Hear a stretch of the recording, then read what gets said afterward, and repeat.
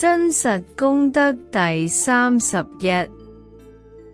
其志宏深，譬如巨海，菩提高廣，遇若須彌，自身威光，超於日月，其心潔白，猶如雪山，忍辱如地，一切平等，清淨如水，洗諸塵垢，熾盛如火，燒煩惱身，不着如風，無諸障礙。法音雷震，各味各故，語甘露法，潤眾生故，況若虛空，大慈等故，如淨蓮華，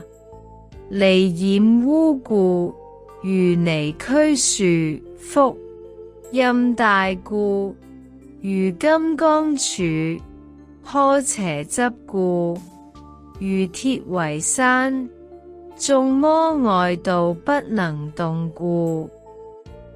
其心正直，善巧，決定，論法無厭，求法不倦，戒若琉璃，內外明潔，其所言說，令眾悅服。擊法鼓，建法堂，耀慧日，破癡淫，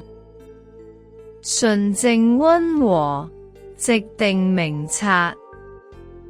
為大導師，調伏自他，引導生捨諸愛着，永離三垢，遊戲神通，因緣願力，出生善根，除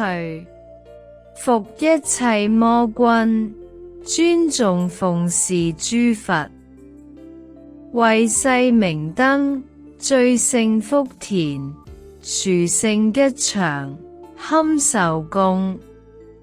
養。黑亦歡喜，雄猛無畏，